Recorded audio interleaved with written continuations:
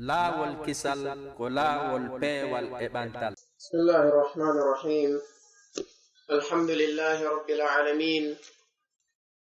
Alhamdulillahi alladhi arsala rasulahu bil huda wa dinil haqqi liyudhhirahu ala ad-din kullih wa kafa billahi shahida. Ashhadu an la ilaha illa Allah wahdahu la sharika lah wa ashhadu anna Muhammadan abdullahi wa rasuluh sallallahu alayhi wa ala alihi wa ashabihi wa ala man istanna bi sunnatihi wa ihtada bi hadihi wa da'a bi da'watihi ila yawmiddin. Wa ba'd. أيها الإخوة الكرام وأيتها الأخوات الكريمات، أحييكم بتحية الإسلام قائلا لكم السلام عليكم ورحمة الله وبركاته. أسأل الله جل وعلا أن يرزقنا الإخلاص والتوفيق، وأن يجعلنا من الذين يستمعون القول فيتبعون أحسنه. ليت الله سبحانه وتعالى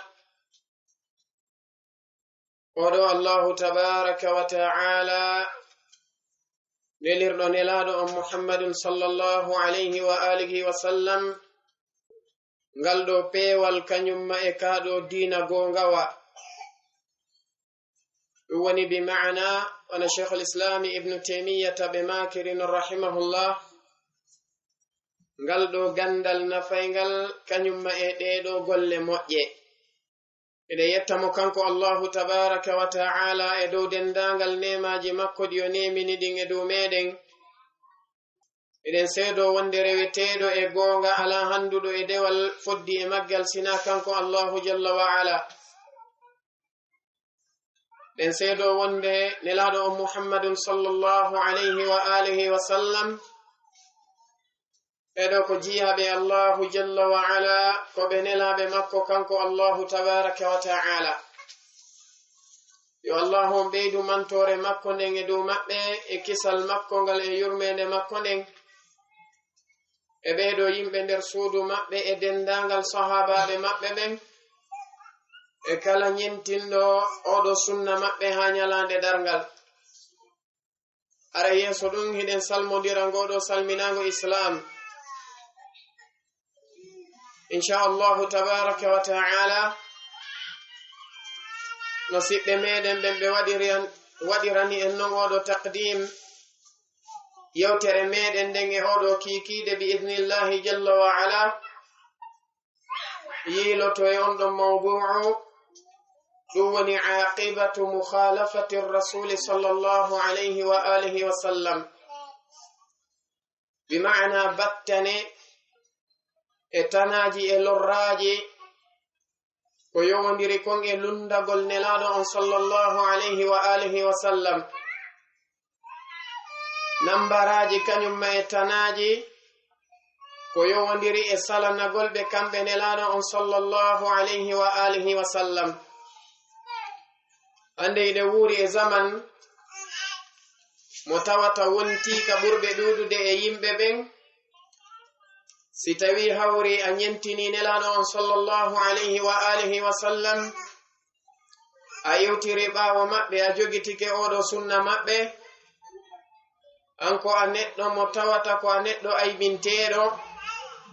ko a neɗɗo haɓeteɗo, ko a neɗɗo mo tawata ko a raɗeteɗo, ko a taƴeteɗo konne. Amma si tawi hawri a lundike ɓe kamɓe nelaɗo on sallallahu alayhi wa alihi wa sallam, a tertike oɗo sunna maɓɓe, a hucciti a ɗurike mo, a wonay ko a neɗɗo mo tawata ko a anduɗo ko fewndi, ko a neɗɗo mo tawata ko a jokkowo enɗam, ko a neɗɗo mo tawata ko a welɗo naɓidude. Tawi noon eɗen andi Allahu tabaraka wa ta'ala wana o ɓanginirani en noon ka qur'anare makko teddude ɓeɗo nelaɓe makko ɓe dendangal maɓɓe gilay annabi nuhu alayhi salatu wassalam ha hewti e nelaɗo on muhammadun sallallahu alayhi wa alihi wa sallam ɓeɗo fo allahu tabaraka wa ta'ala ko o neliri ɓe ko fiyo ɓe ɗofte e dungaye makko kanko tabaraka wa ta'ala ɓe ñentine oɗum o wi en ka qur'anare makko teddunde o wi wa ma arsalna min rasulin illa liyuta'a bi idnillah allahu tabaraka wa ta'ala o wi menen men nelali nelaɗo hay e gooto siwana ko men nelirimo ko fiyo o ɗofte e dungaye allahu tabaraka wa ta'ala kanko allahu tabaraka wa ta'ala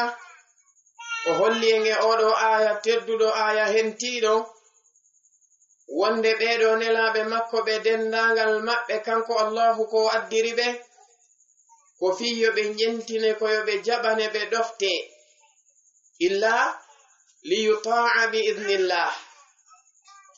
cheikh usaymin ɓe maki alayhi rahmatullah ɓe maki wonde atta'atu hiya almuwafaqa bima'na ko wiyete kon ɗoftagol ko ɗum woni feppodirgol hawrodira tawa on tigi o lowali o jaasi o woni ɓaawo kadhalika hara o feƴƴintinali o yawti kerolngol koyo o feppodir o hawrodira cheikh fawzani ɓe make hafidahullahu ka sharhu maɓɓe li thalathati l usul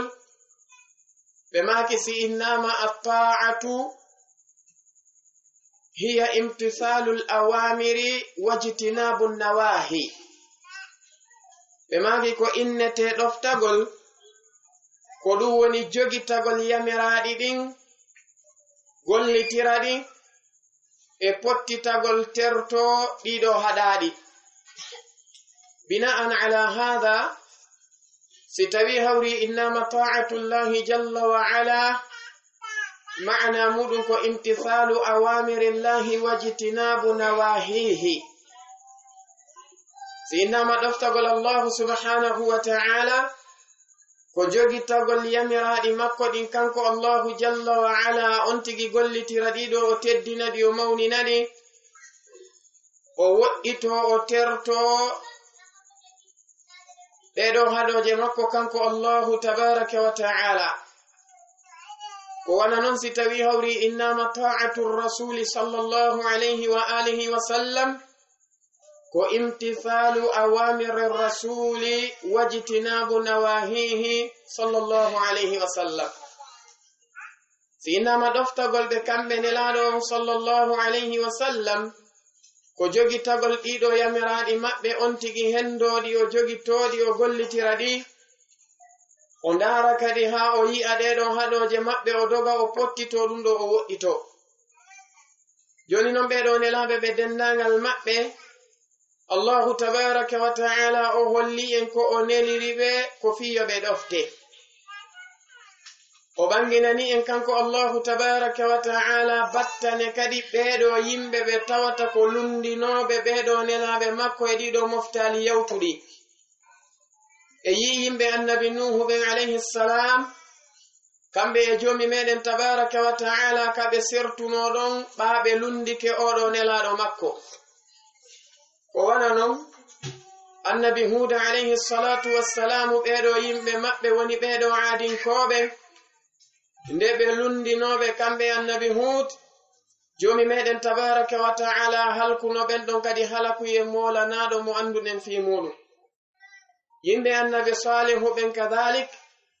yimɓe annabi shuaibu ɓen yimɓe annabi lutu ɓen ha hewti e fir'auna e yimɓe muɗum e ko nandi e ɓen ko ɗum nelaɗo on sallallahu alayhi wa alihi wa sallama ɓe makani en e hadise maɓɓe selluɗo wonɗo ka sahihain hadise abi hurairata radiyallahu anhu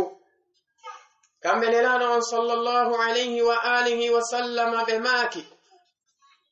wonde idha amartukum bi shay'in fa'tu minhu mastata'tum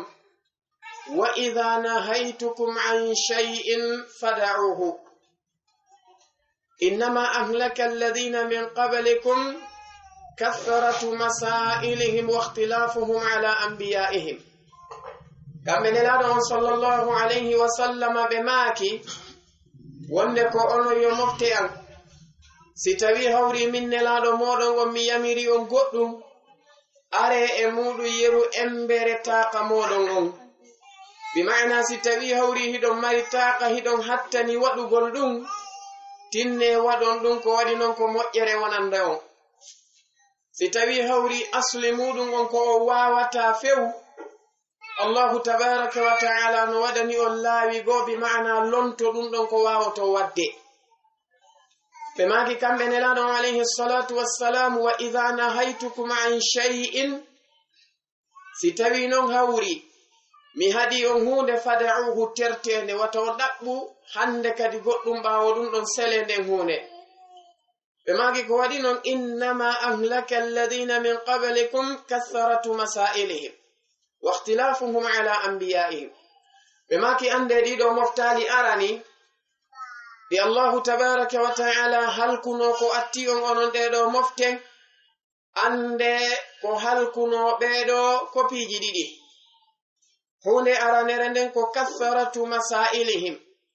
bi maana ɗuɗugol maɓɓe landagol ko tawata ala nafoore balko landale ɗe andanɗa hoore ma ko landale fennirɗe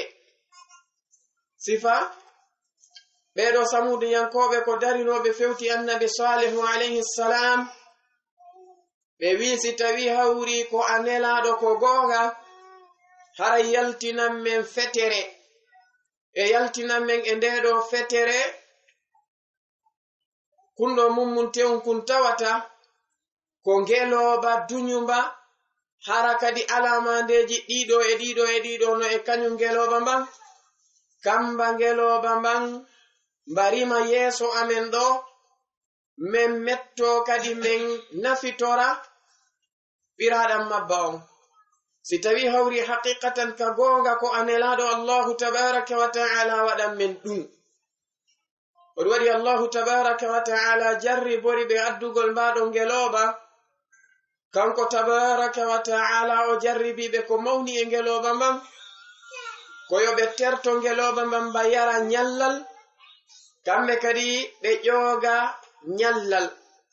tawa ngeloba mban kadi ko yoɓe selumba hara himba hisi tawa ɓe memerali mba bone oɗum annabi salihu alayhi salam ɓe fewtunoɓe ɓe makani ɓe wonde hadhihi naqatullahi lakum aya fadharuha ta'kul fi ardillahi wala tamassuha bisu'in fayakhudhukum adhabun alim ɓe maki e hino ɗo ngeloba Allahu tabaraka wa ta'ala mban mbaɗo Allahu jalla wa ala ko waɗiri mbako ko landino ɗon kon alama nde hollugol o wonde ko minelaɗo makko ko watton non ko yon terto ngeloba mban hara himba hisimba nyamaka leydi makko kanko tabaraka wa ta'ala hara on memirali mba ko wiyete hay e hunde e lorra sakko honɗum sakko lette musuɗe mema on ɓe lundi koko oɗo annabajo Allahu tabaraka wa ta'ala haɗi ɓe e muɗum ɓe dari ɓe lorri mbaɗo ngeloban ɓe wari mba Allahu tabaraka wa ta'ala halkiɓe kadhalika ɓeɗo bani israila yankoɓe tigi ɓe hewno lande ɗe ɓe landoto wana annabi Musa alayhi salatu wassalam ko ɗum Allahu jalla wa ala nde ɓeɗo quraychiyankoɓe hewno landagol nelaɗo on sallallahu alayhi wa alihi wa sallam kanko Allahu o wi am turiduna an tas'alu rasulakum kama su'ila Musa min qabl o wi e onon kadi on faala wonde yon lando nelaɗo moɗon on lande ɗe tawata ɗe ala nafoore ko lande fennugol wano annabi Musa landorano non ka arande lawol e jungo ɓeɗo bani israila yankoɓe ko waɗi ko bani israila darino ɓe wi annabi Musa alayhi salatu wassalamu arina allaha jahratan ɓe wi lan nu'mina laka hatta nara allaha jahra min gomɗinantama an annabi Musa ko wonna men e yottinande ɗo wonde ɗum ɗo ko konngudi Allahu tabaraka wa ta'ala ni ha min yi'amo kanko Allahu jalla wa ala e gite laaɓude pos e kene pettam ɓe dari kamɓe bani Israil kadhalika ɓe fewti annabi Musa alayhi salatu wassalam ne tawno Allahu tabaraka wa ta'ala no neminnoɓe nemaji ɗuɗuɗi tawi ñameteji maɓɓe ɗin ko tippotoɗi ara ha tawa ɓe si weeti bimbi ɓe hendo ɗin ñameteji ɓe nafitora ndiyam ɗan koyo annabi Musa alayhi salatu wassalamu tapputun hayre nde ɓe jogiti nden Allahu jalla wa ala tubbinay e mayre diye ɓe nafitora ɗan ɗon ndiyam ɓe dari ɓe fewti annabi Musa alayhi salatu wassalam ɓe wi wonde yo annabi Musa fewtu jomi muɗum jalla wa ala holla mo wonde kamɓe ɓe wawata muññade on ɗon ñamete tun lan nasbira ala ta'amin wahidin menen me wawata muññade e hoore oɗo ñamete fad'u lana rabbaka yukhrij lana mimma tunbitu al-ardu joni non noddan men jomi maɗa wi'amo awa yo o yaltinan men koko leydi ndi woni e fuɗinde kon ɓe linti ñameteji heewi konon kadhalika kamɓe bani israila ɓe wondirno e annabi Isa alayhi salatu wassalam ɓe dari ɓe fewti annabi Isa ɓe wi hal yastati'u rabbuka tawsi jomi maɗa no wawi ko ayyo annabi Isa an yunazzila alayna ma'idatan min as-sama nde o tippinta e hoore amen tabal tawaka ka asama ngal iwri ngal tabal ɗon tawa ñameteji no e hoore maggal men ñaama annabi Isa alayhi salatu wassalamu rentini ɓe ɗum ono ɓe rewi e laawol go ɓe inni menen komen torori ɗum komen landori ɗum ko fiyo ngal ɗon tabal tippodu e ɗin ɗon ñameteji men ñaama ɗum men jogito ngal ɗon ñallal iidi men welto men jarna Allahu on sati annabi Isa alayhi salatu wassalamu ɓaɓe noddi Allahu jalla wa ala Allahu wiɓe wonde o tippinay tabangal kono koye hoore shart si o tippiningal kala e maɓɓe mo tawata o yeddi ɓawo ɗum ɗon o gomɗinali kanko Allahu o lettay ɓe lettede o lettali hay e goto on waɗi nde ɓe yedduno ɓawo ɓe namude e tabangal few Allahu tabaraka wa ta'ala tippinno lette e hoore maɓɓe o halki ɓe waɗi hoɓɓe koseji o waɗi woɓɓe baaɗi tawi honɗum o addi ɗum ɗon ko landale maɓɓe ɗe andanɗa hoore ma ko landale corkitugol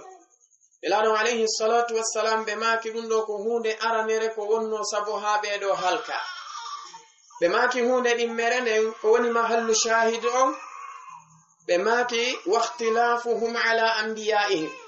e luutondirgol maɓɓe e ɓeɗo annabaɓe maɓɓe ɓe Allahu tabaraka wa ta'ala adduno e maɓɓe sabu ko ɓe luutondirno e ɓen ɗon kon ko ɗum wonno hoore molanane nden ka halakuyeji maɓɓe kamɓe ɗin ɗon moftali jonɗum ɓeɗo annabaɓe e ɓeɗo nelaɓe ɓe dendangal maɓɓe sabanede mallumdagol ɓeɗo e salanagol ɓeɗo addi halakuyeji molanaɗi ɗi anduɗen fi muɗum gila e ɓeɗo yimɓe annabi Nuhu ha hewti e ɓeɗo bani Israila yankoɓe ɓe annabi Isa nelano e muɗum si tawi hawri pellet ɓeɗo ɓe heɓi ɗiɗo halakuyeji sabu lundagol maɓɓe ɓenɗon nelaɓe ɓenɗon annabaɓe tele hiɗen andi nelaɗo on sallallahu alayhi wa alihi wa sallam ko ɓeɗo woni ɓe Allahu tabaraka wa ta'ala suɓi ɓen e dow dendangal tagore makko nden ko ɓeɗo Allahu tabaraka wa ta'ala ɓuri mawninde o ɓuri teddinde e dendangal tagore makko nden ko ɓeɗo kanko Allahu tabaraka wa ta'ala o okki nelal ngal tawata ko huɓitungal yimɓe fof kañumma e jinna fof si tawi hawri ɓeɗo ɓe lundama ko pellet hiɗen hooli wonde lundotoɗo ɓeɗo kamɓe nelaɗo on sallallahu alayhi wa alihi wa sallam ɓen ɗon heɓay nambaraji molanaɗi ɗi tawata ko ɓurɗi mawnude edi nambaraji ɗi tawata ko ɗi ɓeɗo aranɓe heɓuno o waɗi noon Allahu tabaraka wa ta'ala o neliɓe kamɓe nelaɗo on sallallahu alayhi wa alihi wa sallam o waɗi ɓe nelaɓe jogitiɓe nelal huɓitungal wana o wiri noon wama arsalnaka illa kaffatan linnasi bashiran wa nadhira o wi menen men nelali madi ko ayyo Muhammad alayhi salatu wassalam siwana wonande dendangal yimɓe e jinna. lawol kisal e aya go o wi qul ya ayyuha nnasu inni rasulullahi ilaykum jami'a. ma kamɓe ɗo dey kamɓe yimɓe e jinnaji ɗin fof e ɗeɗo moftema wonde an ko a nelaɗo allahu tabaraka wa ta'ala faade e maɓɓe ɓe dendanigal maɓɓe. ɗum addi ha si tawi sen taskike qur'anare nden nde dendangal mayre allahu tabaraka wa ta'ala ko addata tonkon ko nelaɗo on sallallahu alayhi wa alihi wa sallam ko ɓe yamirte ko yoɓe noddir mofte maɓɓe ɗen ko wiwgol ya ayyuha nnasu walla ya ayyuha alladhina amanu. amma ɓeɗo nelaɓe aramɓe gila annabi nuhu en kamɓe kono jomi meɗen tabaraka wa ta'ala wi'iri non walaqad arsalna nuhan ila qaumihi. madama ko faade e yimɓe maɓɓe ɓen kamɓe annabi nuhu ko ɓe fewtunoɓe ɓe maki ya qaumi. allahu wi wa ila adin akhahum huda. ɓen ɗon kadi ko faade adin koɓɓen tu ɓe maki ya qaumi ko onon yo yimɓe am. wa ila samuda akhahum saliha. tawi kamɓe kadi ko faade e samuda yankoɓɓen tun ɓe maki ya qaumi ko onon yo yimɓe am. wa kadhalika ulama'u ɓe maki amma annabi isa alayhi salatu wassalam nde tawde ɓenɗon ɓe nelama e yimɓe ɓe tawata ko yimɓe nene maɓɓe madama kamɓe ɓe ala baba. ko waɗi si tawi kamɓe annabi isa ɓe makano ya qaumi ko onon yo yimɓe am bal ko ɓe makayno ko ya bani israil ko onon yo geɗal ɓe annabi yaqub. ono nelaɗo on sallallahu alayhi wa alihi wa sallam nelal maɓɓe ngal ko nelal ngal tawata ko huɓitungal yimɓe e jinna. oɗum jomi meɗen tabaraka wa ta'ala o ɓanginani en hay fiyake ɗiɗo jinnaji. o wi qul uhiya ilayya annahu istama'a nafarun min aljinni faqalu inna sami'na qur'anan ajaba yahdi ila rushdi fa amanna bih. jinnaji ɗin e hoore majji heɓino e majji woni jinnaji ɗi tawata ko annasibiyun, jinnaji iwrunoɗi jeyanoɗi e nden ɗon nokkure. ɓaadi heɗike ko nelaɗo on sallallahu alayhi wa sallam ɓe jangaynokon e ndeɗo qur'anare tawi ɓe juuluɗen. wona abdullahi ibni mas'udin ɓe maaki ko salatul maghribi woni ko nelaɗo alayhi salatu wassalam wonno juulude. jinnaji ɗin ɓaadi heɗike ɗum ɗo ha gasi on saati ɗi gomɗini ndeɗo qur'anare ɗi jaɓi fa amanna ɓe. kamɓe tigi jinnaji ɗin ɗi qirriti yeeso ɗimmoji majji on wonde ɗi gomɗini ndeɗo qur'anare. kamɓe nelaɗo alayhi salatu wassalamu allahu on neliri ɓe rahmatan.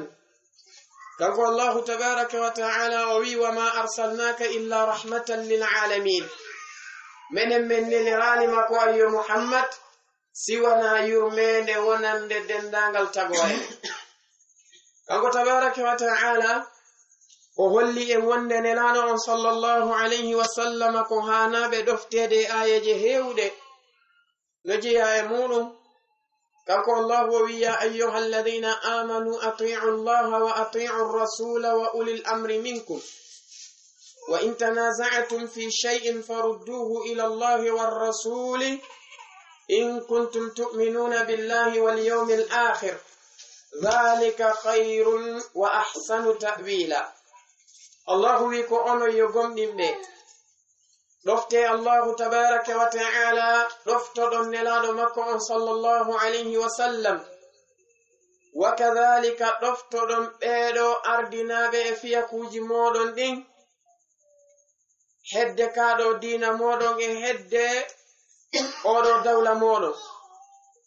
madama ɗoftare maɓɓe nden no yaadi e qur'ana e sunna on lundaki qur'ana e sunna on ɗofteɓe. kanko allahu tabaraka wa ta'ala o wi en wonde si tawi hawri en ari e lurruɗen haray en nattu lurre meɗen ɗen nokkeli ɗiɗi. ila llahi ulama'u ɓe maaki ay ila kitabillah faade ka deftere allahu tabaraka wa ta'ala woni qur'anare nden. war rasuli ɓe maaki fi hayatihi ila nafsihi wa ba'da mamatihi ila sunnatihi sallallahu alayhi wa sallam. fewndo kamɓe nelaɗo alayhi salatu wassalamu ɓe wuruno ko kamɓe tigi landeteno kono ɓaawo ɓe feƴƴinde ko yo rutte faade e sunna maɓɓe on kamɓe nelaɗo alayhi salatu wassalam. oɗo aya ko aya mo tata mo jeeha e aya je ɓurɗe mawnude ɗe no tindina wonde nelaɗo on alayhi salatu wassalamu ko hanaɓe e ɗoftede. e aya go kanko allahu tabaraka wa ta'ala o wi يا أيها الذين آمنوا أطيعوا الله ورسوله ولا تولوا عنه وأنتم تسمعون. كانكو الله ويكو أنو يغمدين بدفتي الله أن دفتو دون نلادو مكو صلى الله عليه وسلم وي ولا تولوا عنه وتأهج تدور دون نلادو عليه الصلاة والسلام وأنتم تسمعون تلهي دون ننده ko kamɓe nelaɗo alayhi salatu wassalamu ɓe woni e noddude. allahu jalla wa ala ɗo kadi o ɓanginani e wonde yen ɗoftoɓe kamɓe nelaɗo alayhi salatu wassalam. e aya go kanko allahu tabaraka wa ta'ala o wi wonde ati'u llaha wa ati'u rasula ɗofte allahu tabaraka wa ta'ala ɗoftoɗon nelaɗo makko on sallallahu alayhi wa sallam wahdaru rentoɗon e lundagol ɓe kamɓe nelaɗo alayhi salatu wassalam. allahu jalla wa ala holli en wonde ɗoftagol nelaɗo makko alayhi salatu wassalamu ko ɗum woni ɗoftagol mo. allahu wi wonde faman yuti'i rasula waman yuti'i rasula faqad ata'a allah. kala on neɗɗo ɗoftiɗo nelaɗo on sallallahu alayhi wa alihi wa sallama ko pellet selligongi kanko neɗɗo ngo ɗoftike nelaɗo alayhi salatu wassalam. sabu mawnugol ɗoftagol ɓe kamɓe nelaɗo alayhi salatu wassalam allahu tabaraka wa ta'ala waɗi sharti hiɗugol maɗa mo an jeyaɗo on ɗoftagol maɗa nelaɗo alayhi salatu wassalam. ko ɗum o wi kanko allahu jalla wa ala qul إن كنتم تحبون الله فاتبعوني يحببكم الله ويغفر لكم ذنوبكم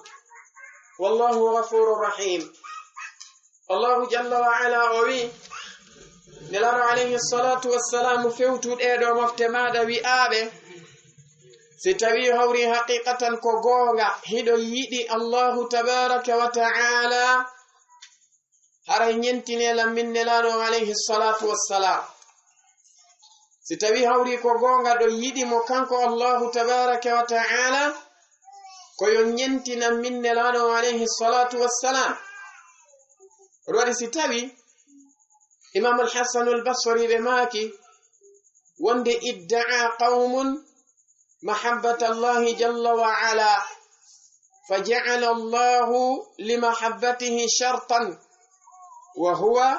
ittiba'u rasuli sallallahu alayhi wa alihi wa sallam. ɓe maki yimɓe go wi'uno wonde hiɓe yiɗi allahu tabaraka wa ta'ala nde tawno ɗum ɗo tiiɗi e ɗenɗe maɓɓe ɗen heewi e majje allahu jalla wa ala waɗani giggol makko ngol shart. o wi wonde in kuntum tuhibbuna allaha fattabi'uni bima'na si tawi hawri ko gonga ɗo yiɗi allahu tabaraka wa ta'ala ñentinela min nelaɗo makko on sallallahu alayhi wa alihi wa sallam. ngol ɗo ñentingol ɓe kamɓe nelaɗo alayhi salatu wassalam ɗum ɗo ma'ana muɗum ko yo neɗɗo o wonu ko o neɗɗo mo andanɗa hoore ma ko iwtirɗo ɓaawo maɓɓe kamɓe nelaɗo alayhi salatu wassalam aqidatan ka finde. mana muɗum wona neɗɗo mo tawata ko fiɓuɗa konko ko nelaɗo alayhi salatu wassalam e sahabaɓe maɓɓe ɓen ɓe fiɓuno kon ko pellet non no anda wonde a wawata fiɓude ko ɓe fiɓuno kon a andali kon ko ɓe fiɓuno. ko pellet no anda wonde a andata kon ko ɓe fiɓuno an neɗɗo on a jangali kon ko ɓe fiɓuno. idan haray si tawi innama ñentingol ɓe kamɓe nelaɗo alayhi salatu wassalam awwalan ka arande lawol ko aqidatan ka kafinde maɓɓe. thaniyan ɗimmum ɗum ka ñentingol ɓe kamɓe nelaɗo on sallallahu alayhi wa alihi wa sallam ko ñentingol ɓe ibadatan ka dewal bima'na tawa a rewirta allahu subhanahu wa ta'ala siwana kamɓe nelaɗo alayhi salatu wassalamu ko ɓe rewirimo kon wa kadhalika konko kamɓe nelaɗo alayhi salatu wassalamu ɓe rewirimo kanko allahu jalla wa ala a ɗuytata e ɗum ɗon a ɓeydata e ɗum ɗon a waylata ɗum kono ɓe rewirimo non tigi ko non woni no rewirtamo kanko allahu jalla wa ala kala manin neɗɗo mo tawata o wi'ima wonde goɗɗungo kadi ko dewal koko allahu o rewirte haray ko ya ɗettu ɗum ɗon qiisoɗa e dewe nelano on sallallahu alayhi wa alihi wa sallam si tawi hawri ɗen ɗon dewe ɗe kanko neɗɗo on o jannumaɗon o hollumaɗon ɗe feppodirali e ko nelaɗo alayhi salatu wassalamu rewirno jomi maɓɓe kon andu wonde la khayra fi tilka al ibada moƴƴere ala e ngal ɗon dewal ko waɗi noon law kana khayran la sabaqana ilayhi nnabiyu sallallahu alayhi wa sallam si tawi no hawri ko moƴƴere non koko naɓayno ka aljanna ko wonayno ɗum sabu ha ɓattoɗa allahu on o yiɗe nelaɗo alayhi salatu wassalamu ɓe adotono on e ɗum ɗon kamɓe nelaɗo alayhi salatu wassalamu ɓe waɗayno ha gasa ɓe nodda en e muɗum kadi ثالثا hunde tammere nden ka ñentingolɓe kamɓe nelaɗo alayhi salatu wassalam ko akhlaqan bima'na ka jikkuji tawangoɗo neɗɗo jikkuji maɗa ɗin kañumma e nediji maɗa ɗin no feppodiri e jikkuji nelaɗo on sallallahu alayhi wa alihi wa sallama e nediji maɓɓe ɗin waɗi jomi meɗen tabaraka wa ta'ala kanko tigi o haawike o mawnini oɗo jikku nelaɗo alayhi salatu wassalam allahu jalla wa ala o wi innaka la ala khuluqin azim o wi ko pellet am muhammad alayhi salatu wassalam mi wondi dey hiɗa e hoore jikku mo tawata ko jikku mawɗo ko jikku molanaɗo ko ɗum ha yeferaɓɓen e hoore muɗum tawi ɓe ngalɗuno hiɓe haawino moƴƴugol jikku nelaɗo alayhi salatu wassalam waɗi nelaɗo alayhi salatu wassalam wona yumma mene aishata ɓe makirino radiyallahu anha ɓe maki man taqama annabiyu sallallahu alayhi wa sallam qattu li nafsihi nelaɗo alayhi salatu wassalamu hayde wotere kamɓe ɓe yottanaki hoore maɓɓe bima'na goɗɗo waɗali ɓe ko boni kamɓe nelaɗo alayhi salatu wassalamu ɓe yotti illa an tuntahaka maharimullahi jalla wa ala fayantaqimu lillah siwana hara hormakuji allahu tabaraka wa ta'ala ɗin ɗi ñorta dina makko kanko allahu jalla wa ala ka yawa kanko allahu jalla wa ala o lunda ko ɗon kamɓe nelaɗo alayhi salatu wassalamu ɓe yottantomo kanko allahu jalla wa ala idan akhlaqan ka jikkuji e ka nediji etoɗa tawa jikkuji maɗa ɗin no feppodiri e jikkuji maɓɓe ni e yumma mene aishata radiyallahu anha hinama su'ilat an khuluqi rasulillahi sallallahu alayhi wa alihi wa sallam fa ajabat bi kulli al-ikhtisari anna khuluqa an-nabiy sallallahu alayhi wa alihi wa sallam kana al-Qur'an yumma mene aishata radiyallahu anha nde goɗɗo go arno tawi ɓe jeyaɗo e tabi'ina ɓen tawi kanko tigi o haawike jikkuji nelaɗo alayhi salatu wassalam o yi ko jomi meɗen mawnini ɗum kon o ari o landiɓe ko honɗum laatino jikku maɓɓe kamɓe nelaɗo alayhi salatu wassalam yumma mene aisha ɓe maki kana khuluquhu alquran hari jikku nelaɗo on sallallahu alayhi wa alihi wa sallama ko ndeɗo qur'anare siɗa faal ha heɓude jikku maɓɓe on a jogoto ndeɗo qur'anare gollitirande rabi'an ka ñentingolɓe kamɓe nelaɗo alayhi salatu wassalam ko mu'amalatan ka golloɗal tawa an neɗɗanke on no gollodirta non e ndeɗo tagore allahu tabaraka wa ta'ala a eɓɓayno nelaɗo alayhi salatu wassalamu wawnono nelaɗo alayhi salatu wassalamu gollidayno e heferaɓe ɓe gollidayno e julɓe ɓe gollidayno e sonnaɓe ɓe gollidayno e worɓe ɓe gollidayno e mawɓe ɓe gollidayno e paykoy bal hiɓe wonduno hay e mummunteji ɓe gollidayno e jiyaɓe ɓe gollidayno e horɓe kamɓe nelaɗo alayhi salatu wassalam etoɗa ndaara no ɓe gollodirayno e ɓeeɗo non an kadi wa'ani gollodira non e tagore allahu nden. khamisan jawabun ɗum ka ñentingol ɓe ko ɗum woni manhajan bi ma'na ka laawol tawa an neɗɗanke on e hoore maɗa tariqa maɗa mo yaata e muɗum on ko ɗum woni tariqa rasulillahi sallallahu alayhi wa sallam on bi ma'na laawol maɓɓe kamɓe nelaɗo alayhi salatu wassalam. joni noon kamɓe nelaɗo on sallallahu alayhi wa alihi wa sallam ɓeɗo ñentingol ɓe kamɓe ɗon ɗo ko hunde nde tawata ko hunde farlinde e dow goto kala e meɗe. allahu jalla wa ala oɗo waɗi si o wi laqad kana lakum fi rasulillahi uswatun hasana liman kana yarju llaha wal yawma al akhira wa dhakara allaha kathira. o wi ko pellet gomɗi latanike on e nelaɗo allahu on sallallahu alayhi wa sallam ñentinirgal moƴƴal wonande kala on neɗɗo mo tawata ko yeliɗo hawroygol e allahu tabaraka wa ta'ala hawrande nde tawata ko moƴƴande mo kanko neɗɗo on e hawroygol e ngal ɗo ñallal tawa ko ñallal akhira yanko wangal hara ko hawrande nde tawata ko nafayde mo kanko neɗɗo on. ɗum ɗo holli e wonde an oɗo ɓiɗɗo adama ya andu aslan ko waɗɗi kon e hoore maɗa ko farli kon e dow maɗa ko ñentingolɓe kamɓe nelaɗo alayhi salatu wassalam tawa si ɓe ñaawi ñaawore nde yonete si kamɓe nelaɗo alayhi salatu wassalamu ɓe yottini goɗɗum ka sharia jomi maɗa ɗum yonete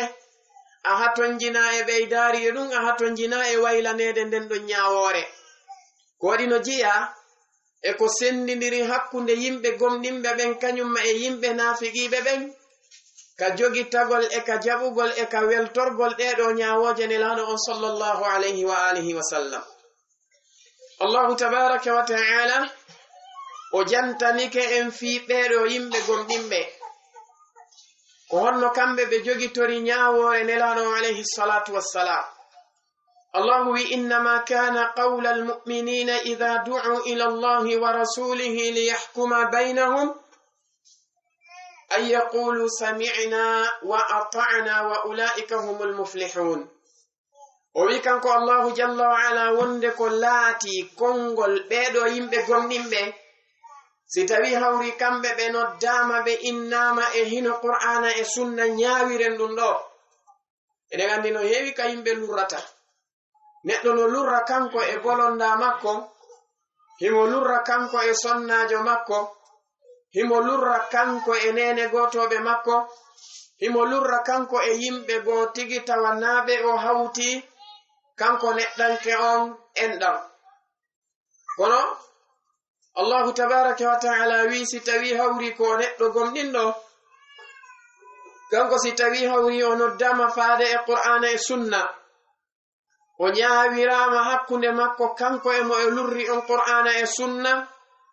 o jaɓay ɗum o ɗofto o inna sami'na wa ata'na menen men nani men ɗoftike. allahu tabaraka wa ta'ala o wi wa ulaika humul muflihun ko ɓeeɗo woni yimɓe ɓe tawata ko yimɓe malaɓe ɓen. amma no yimɓe naafigiɓɓen kamɓe allahu tabaraka wa ta'ala o wi wonde wa idha qila lahum ta'alaw ila ma anzala allahu wa ila ar-rasuli ra'ayta al-munafiqina yasudduna anka sududa. o wi naafigiɓɓen kamɓe si tawi ɓe innama are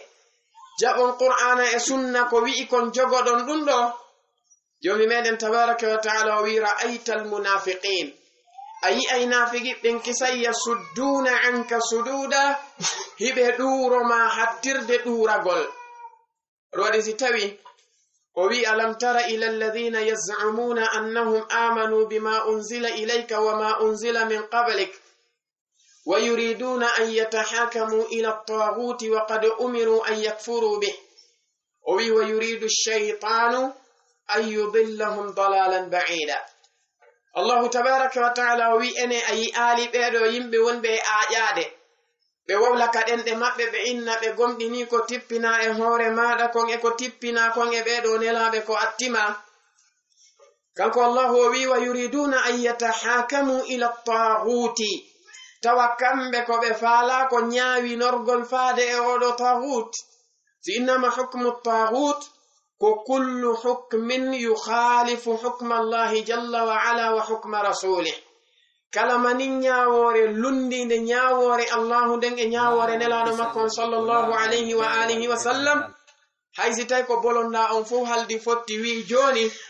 wonde menen ko ɗum ɗo woni ko halda fotta kon ka bolonda ɗo. si tawi lurama nder ton a inni ndaren ko honɗum woni ka defte, ko honɗum woni ka qur'ana e ka sunna, ɓe innama menen ko halda fotta ɗo ko ɗum ɗo woni komin tippata e hoore muɗum, ko fof haldi fotti ɗum ɗo. ɗum ɗon ko hukmun taghutiyun. allahu wi wa yuriduna an yatahakamu ila taghuti wa qad umiru an yakfuru bih. tele pellet ɓe yamirama yo ɓe yeddu kala ko wiyete taghut. allahu jalla wa ala o wi walaqad ba'athna fi kulli ummatin rasulan an i'budu llaha wajtanibu taghut. kanko allahu o wi aman yakfur bittaghuti wa yu'min billah faqad istamsaka bil urwati lwuthqa la infisama laha. idan oɗo neɗɗanke si tawi o wona e gomɗinɗo haqiqatan ko ɓe o wona ñentinɗo nelaɗo alayhi salatu wassalam, o jaɓa fiyake ko ɓe addi kon kanko neɗɗo on o jogi to ɗum. ɗum waɗi si jomi meɗen wi fala wa rabbika la yu'minuna hatta yuhakkimuka fima shajara baynahum thumma lam yajidu fi anfusihim harajan mimma qadayta wa yusallimu taslima. neɗɗo on si tawi o wona e gomɗinɗo haqiqatan gomɗinal sellungal timmungal, ko ɓe tawa ko nelaɗo alayhi salatu wassalamu ɓe addi kon ɗum ɗo no walanimo kanko neɗɗon himo jebbilani ɗum ɗon hattirde jebbilanagol. amma noon si tawi hawri an neɗɗanke on e hoore ko tawi pellet jomi meɗen tabaraka wa ta'ala waɗi fof e ñentingol nelaɗo alayhi salatu wassalam, a wakkilike lundagol ɓe kamɓe nelaɗo alayhi salatu wassalam, jokka ɓeɗo alyahudankoɓe kañumma e ɓeɗo annasarankoɓe, jokka ɗiɗo bid'aji ɗi tawata ko sincaɗi naaditaka dina makko kanko allahu tabaraka wa ta'ala, ara yawditani hoorema nambara molanaɗo tana mawɗo. lare moƴƴa e hadise wonɗo ka sahihul bukhari, hadise abi hurairata radiyallahu anhu, nelaɗo alayhi salatu wassalamu ɓe maki kullu ummati yadkhuluna aljannata illa man aba. qila wa man ya'ba ya rasul allah?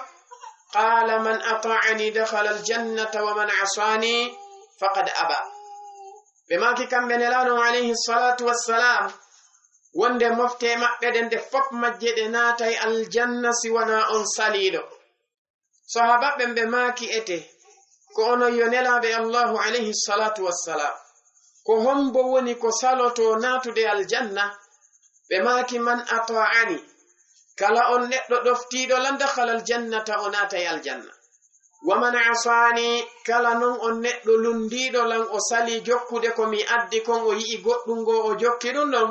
faqad aba, ɓe maaki on ɗon o salike naatugol aljanna. si tawi hawri ibnu adam o woni lundotoɗo nelaɗo alayhi salatu wassalam, ko tana mawɗo molanaɗo woni ko o udditani hoore makko. waɗi jomi meɗen tabaraka wa ta'ala o wi en wonde wa ma kana li mu'minin wala mu'minatin idha qada allahu wa rasuluhu amran an yakuna lahumul khiyaratu min amrihim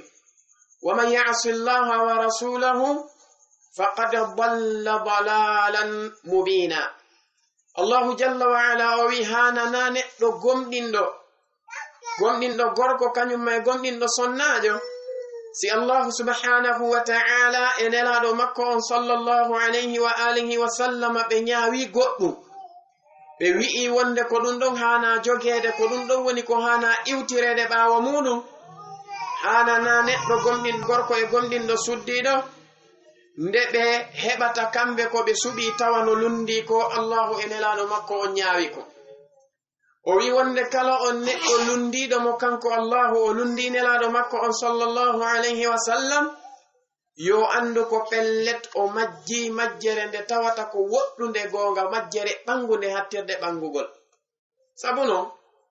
no anda laawol nelaɗo alayhi salatu wassalam ko ngol ɗo woni laawol peewangal. الله تبارك وتعالى وينلانو عليه الصلاة والسلام وإنك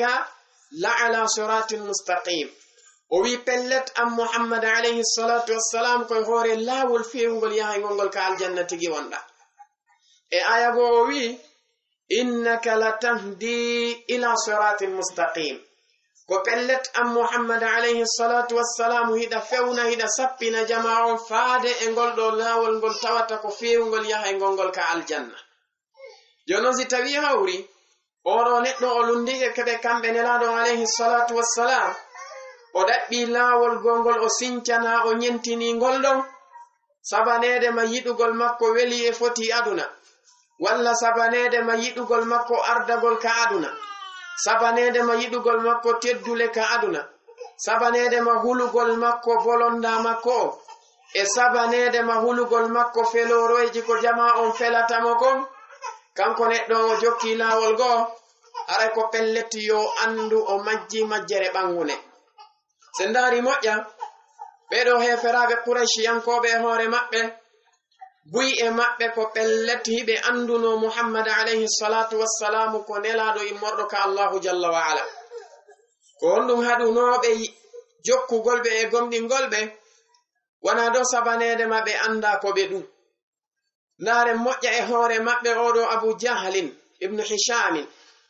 kanko Abu Jahl e hoore makko himo jeyano e irritiɓe wonde Muhammad alayhi salatu wassalamu ko Allahu neliɓe se ndaari do karbo koɓe tafsiruɓe mbe makiri noon ko woni sabu tippagol oɗo aya tedduɗo ka Allahu tabaraka wa ta'ala wiɗon alam tara ila man ittakhadha alam tara ila alladhi ittakhadha ilahahu hawahu فأضل أفرأيت من اتخذ إلهه هواه فأضله الله على علم أورو أبو جهل علماء التفسير بماكي وسابو مكو أورو آية بوري وكو هندو ناددو ونيند غوري همو وندونو e goto e horeɓe heferaɓɓen ka Quraysiyankoɓɓen woni Walid ibn al-Mughirata jemma goto tawiɓe ka suudu Kaaba tawi yimɓe ɓen fof hay goto ala ɗum si wona kamɓe ɗiɗi e nder ko ɓe woni ɗon kon hiɓe wangade e nduɗo suudu Kaaba on sati Abu Jahlin o fewti Walid ibn al-Mughira o innimo wallahi Muhammad alayhi salatu wassalamu ko nelaɗo immorde ka Allah ba Abu Jahlin o wowli ɗum ɗo on sati Walid ibn al-Mughira tan ngalɗi e makko moƴƴa ko waɗi noon himo andi nde nelaɗo alayhi salatu wassalamu fewtuno yimɓe ɓen ɓe makana ɓe qulu la ilaha illa llahu tuflihu ko Abu Jahlin arayno e batte maɓɓe o inna la tusaddiquhu fa innahu kadhab wata on gongimmo on sati ba Walid ibn al-Mughira tan ngalɗi ɗum o fewti Abu Jahal o inni ko ayyo Abal Hakam joni noon ko honɗum haɗuma gomɗingol mo ñentinamo walla ko sabu honɗum wi'anɗa wonde ko o nelaɗo Allah Abu Jahlin fewti Walid ibn al-Mughira taw wi'i wonde pellet enen Quraysiyankoɓen en dendangal meɗen en lurra wonde Muhammad alayhi salatu wassalamu ko atti oɗo wahyu arde e makko hari en fof meɗen hiɗen hoolimo hiɗen jaɓi ko gonguɗo fenata joni noon ɓaawo oɗo wahyu arimo ko on sati noon wonɗen darade inne wonde ko o wowlata ko wona goto Walid ibn al-Mughira ta o wi'a wa joni ko honɗum haɗuma gomɗinde mo ɓaawo laaɓande ma pos e hoore ko henti pellital wonde ko o nelaɗo Allah Abu Jahli no wi ko haɗinmi gomɗingol o ko sabu tawde cuuɗi amen ɗin ko cuuɗi wonɗi waɗude folotiral e teddungal aduna si tawi hawri menen min darike min jaɓaniɓe wonde kamɓe ɓe heɓi nelaɗo habbanoɗo on ka sakkitode zamanu mo tawata ko ɓuraɗo yiɗede on ka Allahu hare la shakka hande kadi min jasay min wonta ɓaawo maɓɓe on sati Allahu tabaraka wa ta'ala wi afara'ayta man ittakhadha ilahahu hawa wa adallahu Allahu ala ilmin Allahu wi e ayi ali oɗo neɗɗo jogitiɗo beleɗe makko ɗe reweteɗo makko allahu o majjinimo e hoore gandal makko ngal o andi kanko tigi on neɗɗo. ko wana non Abu Talib e hoore muɗum bappa nelaɗo alayhi salatu wassalam, Abu Talib tigi no fellituno wonde diina nelaɗo alayhi salatu wassalam ko ka gongawa, ko honɗum haɗunomo jokkugol ɗum ko felore, kulol ferore e kulol yennede. sifa ko tawi yimɓe boyi hande a yiida e maɓɓe ɓe innama ɓe qirriti wonde ko sunna on woni modi tigi tigi laawol nelaɗo alayhi salatu wassalam, kono ko haɗi ɓe jokkugol ɗum ko kulol felore kañumma e yennede. ko ɗum kanko Abu Talib o wi wonde laqad alimtu bi anna dina muhammadin min khayri adyani albariyati dina wa lawla almalamatu wa hadaru masabbatin la ra'aytani samhan bidhaka mubayyinan.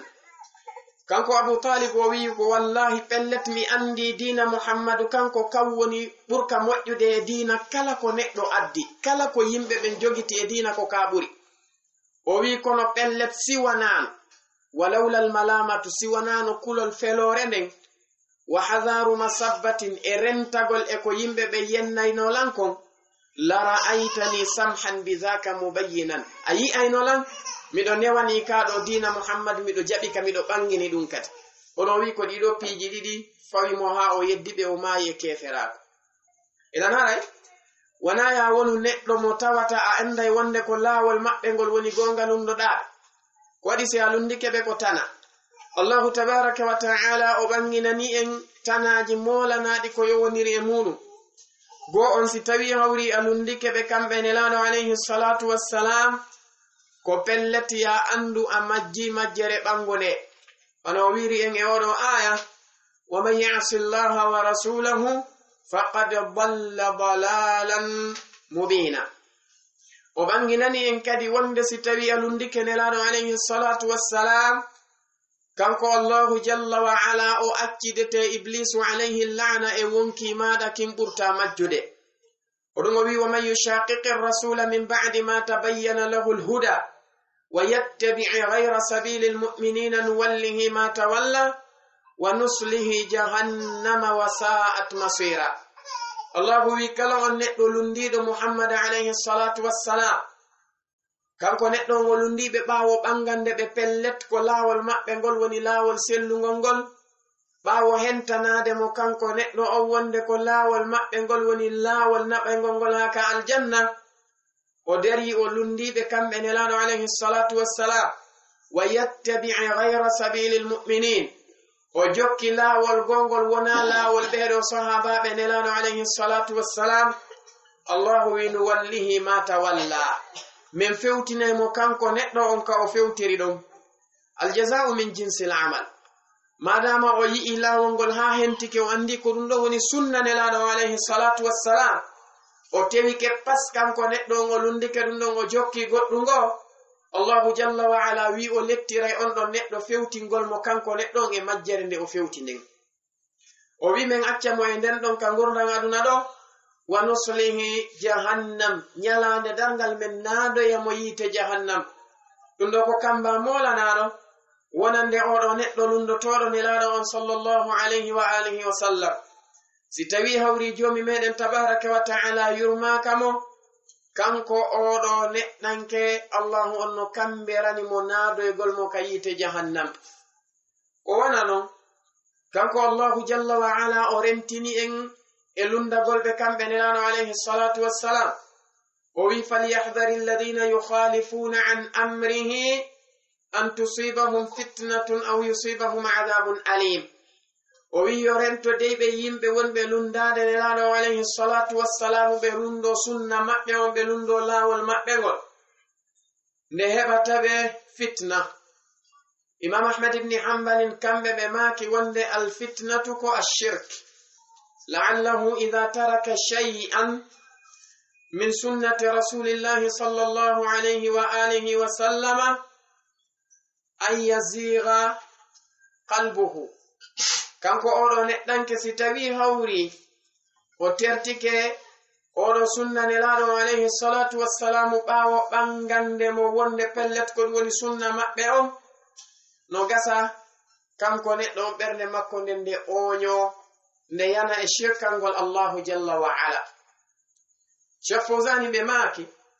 wonde si tawi innama fitna e on ɗon aya ɓe maaki maana muɗum ko zayhul qalb, oñagol ɓernde nden. ko waɗi Allahu tabaraka wa taala holli en kala lundiɗo nelaɗo alayhi salatu wassalam o fewti goɗɗum ngo Allahu nawra e ɓernde makko nden ɗum. idan ɗum ɗo ko fitna molanaɗo wonande neɗɗo o wi'a yusibahum adabun alim,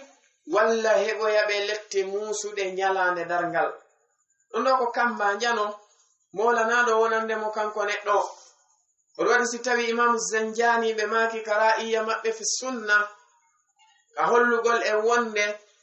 kala lundiɗo nelaɗo alayhi salatu wassalamu harahimo e tana molanaɗo. ɓe maki kamɓe imamu Zanjani faman khalafa alwahya almubina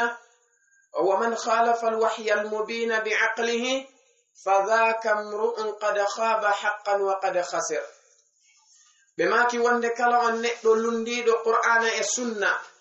o jokki haqqille makko de walla ko haqqille goɗɗo go sinci tawi naka qur'ana e sunna woni, ɓe maaki ko pellet on ɗon ko neɗɗo mo tata o sooyi o hayri. ɓe maaki wa fi tarki amri almustafa fitnatun fadhar khilafa alladhi qad qalahu watlu wa'tabir. ɓe maaki kamɓe imamu Zanjani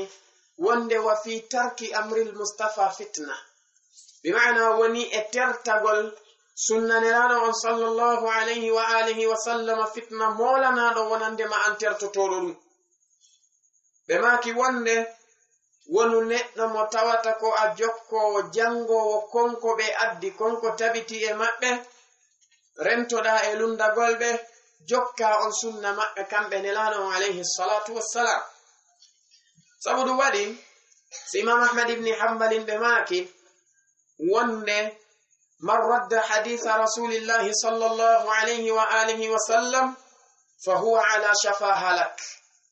ɓe maaki kala neɗɗo ruttuɗo hadise nelaɗo on alayhi salatu wassalam ko pellet on ɗon ko neɗɗo mo tawata himo e toni gayka halakuye. naren imam Ahmad ibn Hanbal kamɓe hoore maɓɓe heɓe jeyano e ɓurnoɓe gollitirde ɗiɗo makuji nelaɗo alayhi salatu wassalam. wari oɗo musnad maɓɓe no anda wonde hadisaje ɗen ko terlen hadisaje guluji 3 woni e kañum musnad o. kono imam Ahmad ɓe maaki mi accali hadise goto ka nder musnad an sinami gollitirmo ko attimi windude mo nder to. onon kamɓe ɓe maaki wonde kala neɗɗo ruttuɗo maaku nelaɗo alayhi salatu wassalamu himo e toni gayka halakuye. ibnu adam ko be wona ñentinowo nelaɗo alayhi salatu wassalam. imamu Shafi'i ñandego ɓe yi'uno goɗɗo ɓaɓe makanimo hadise nelaɗo alayhi salatu wassalam o dari kanko neɗɗo on o wi wonde a ta'khudhu bi hadha alhadith ya imam. ene imamu Shafi'i onon ɗon ɗaɓɓi on hadise ɗon hiɗon jogitimo hiɗon gollitira on. imamu Shafi'i ɓe seytini ɓe maaki wonde a ra'ayta fi wasati zinniran am ra'aytani kharajtu min alkanisa. ɓe maaki idha ra'aytumuni uhaddithu hadithan an rasulillahi sallallahu alayhi wa alihi wa sallama ثم خالفته فاعلموا أن عقلي قد ذهب. ɓe maaki kamɓe imamu Shafi'i wonde ene a yi'u miɗo waɗi sali buru ka dande an ko ɗum yiruɗalam ka a yi'am miɗo yalta e kanisaru sakko sikkalan komi jeyaɗo min ahlil kitab. ɓe maaki min Shafi'i nane moƴƴamandi to ɗon ñande kala ñande yi'uɗon mi jantike hadise nelano alayhi salatu wassalam yiitoyɗon lammi lundike on hadise ɗon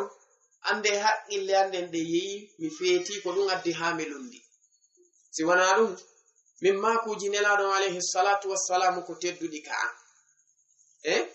salaf kamɓe ko ni ɓe wawno ay sahabaɓe nelaɗo alayhi salatu wassalam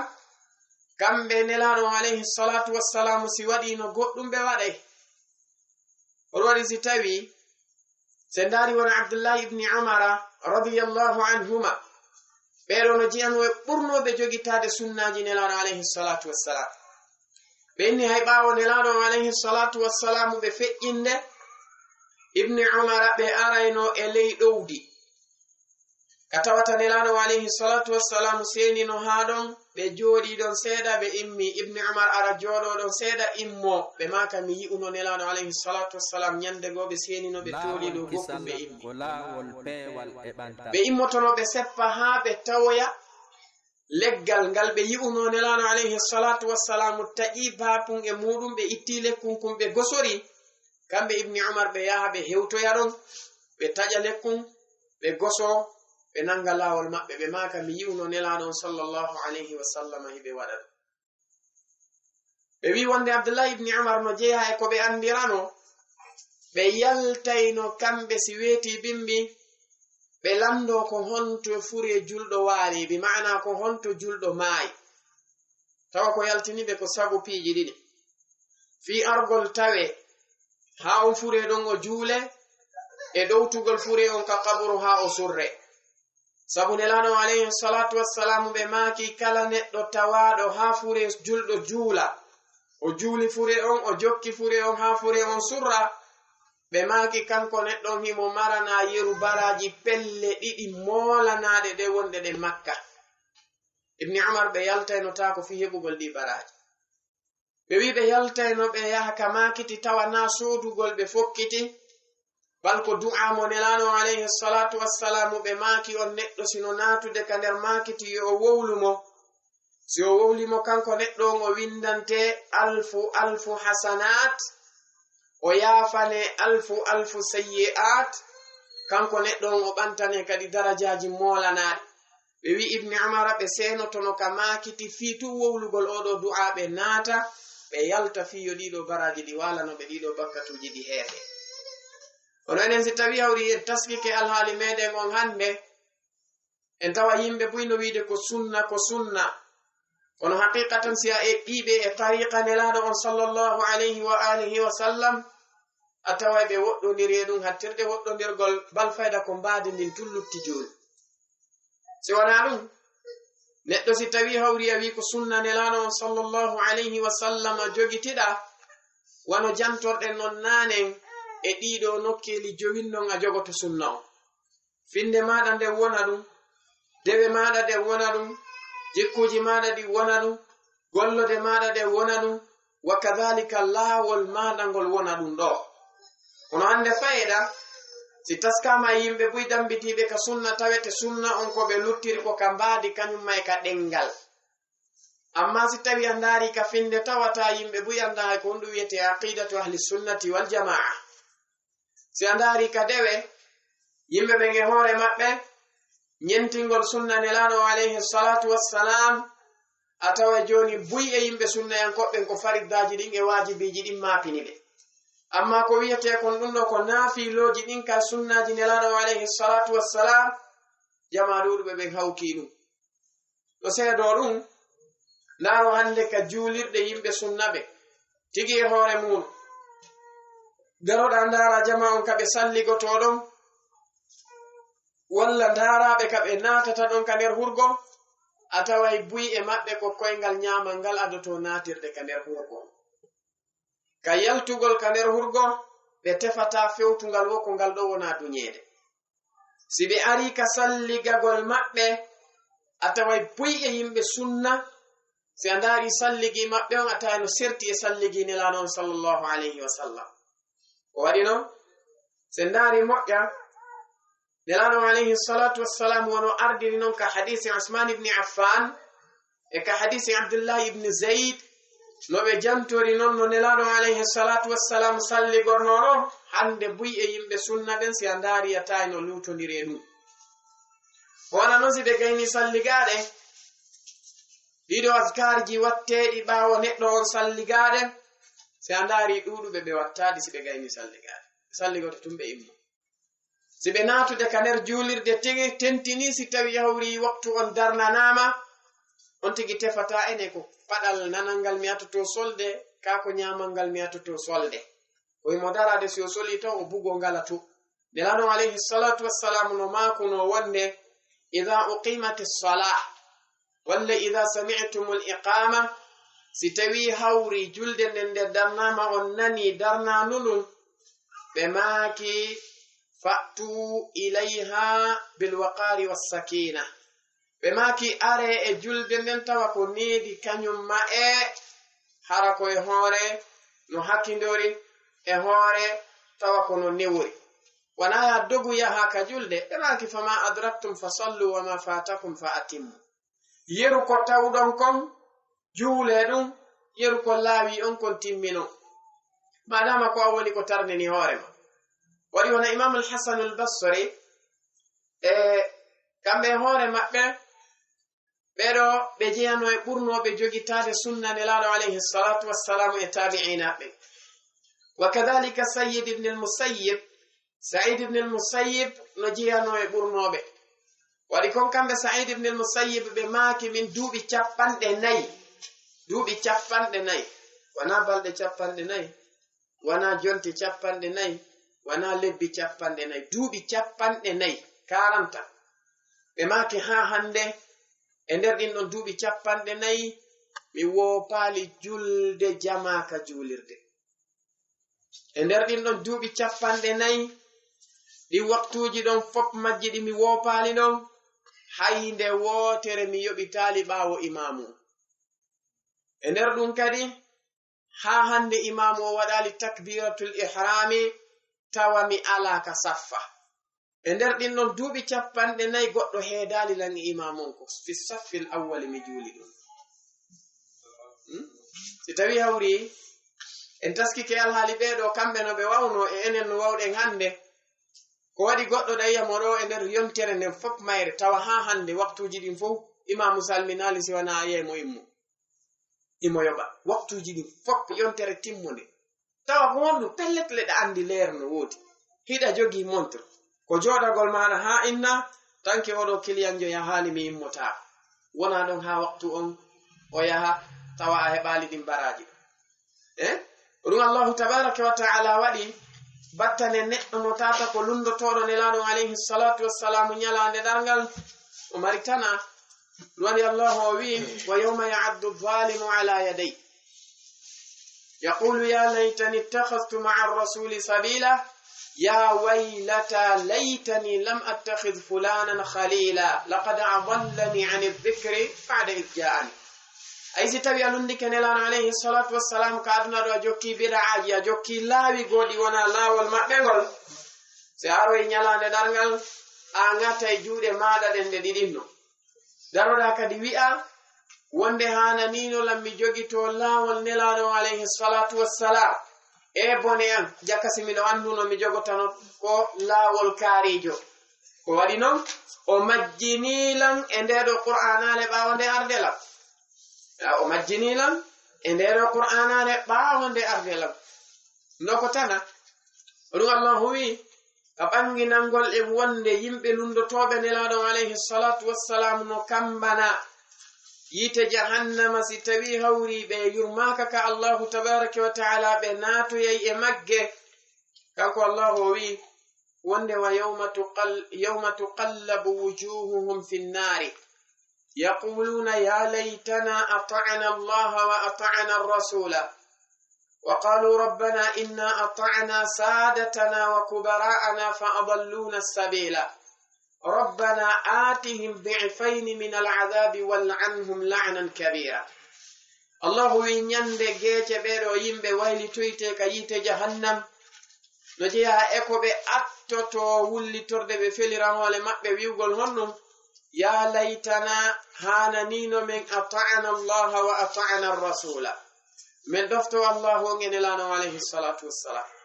وقالوا إنا من اندي أطعنا من ربنا كوي جومي أمي إنا من أطعنا من دفتنا سادتنا كوهو بأمم وكبراءنا إمو بأمم فأضلونا السبيل بيدو بداري بمجني من إلاونغو madama na laawol ngol tawata ko ngol allahu on e nelaɗo on ɓe hollunongol woni ko ɓe sincamma jokkuɗa ɗum ɗo jiwite e ko tawata a aro e ñalande dargal wullitoyoɗa e mum oɗo ibnu adam si tawi hawri himo faala gurdam newiɗam gurdam fewuɗam koyo wakkilo o jogito nelano alayhi salatu wassalam ko ɓe wonno e muɗum ko ɓe yimɓe ɓen ittay haqqille muɗum nden innugol wonde sunna nelano alayhi salatu wassalam o wawata gollude o zaman mo wonden e muɗum ko 21e siècle ni ko ɓuri jogitade ɗum ɗo ko ɓeɗo sukaɓe worɓe kañum e sukaɓe suddiɓe innugol wonde aduna on udditi gite aduna o yaaji joni goɗɗo wawata wadde sifa ko ɓen ɗon jogino kon ko waɗi fewndo maɓɓe ɗum ko ɓawoɗo hari ko yondiri dina allahu tabaraka wa ta'ala kan ko nelaɗo alayhi salatu wassalamu ɓe addi kon ɗum hiɗɗata abadan zaman kala zaman ko ɗum ɗon woni ko wiyete kesul laaɓu ɗum pos hiɗɗata ko ɗum woni ko ñentinte kono hande boy wurtike tawi ko settanta ɓe laawi maɓɓe ɗin e jikkuji maɓɓe ɗin e ko nandi e ɗum ko alyahudu e annasara kañum may ɓeɗo wiyeteɓe juhal yimɓe ɓe tata yantasibuna ila l islami wa hum juhal tawa ɓe dambitika islamu kono ko ɓe yimɓe majjuɓe ɓeɗo noon kala ñentinɗo ɓeɗo ko pellet kanko neɗɗo on o heɓay tana ɓa alyahudu e annasara jomi meɗen ɓanginani en ko laaɓi o wi ya ayyuha alladina amanu in tuti'u fariqan min alladina utul kitaba yaruddukum ba'da imanikum kafirin o wi ko ono yo gomɗinɓe so ñentini alyahudu e annasara ɓe wattay on heferaɓe ɓawo gomɗinal moɗon ngal ɗum no laaɓi pos wa kadhalika ɓeɗo yimɓe ɓe tawata ko ɓe yimɓe majjuɓe ɓen aljuhal allahu tabaraka wa ta'ala ndaren hay ko o yamirno annabi musa e annabi harun ko winoɓe ko fastaqima wala tattabi'anni sabila alladhina la ya'lamun o wi ñiɓe e hoore wahyu ko mi addani on kon wata on jokkudey laawi ɓeɗo yimɓe ɓe anda ko ɓe woni on e sincande kon ɓe inna on ɗum ɗo kadi ko laawi moƴƴini aray si tawi neɗɗo lundike nelaɗo alayhi salatu wassalam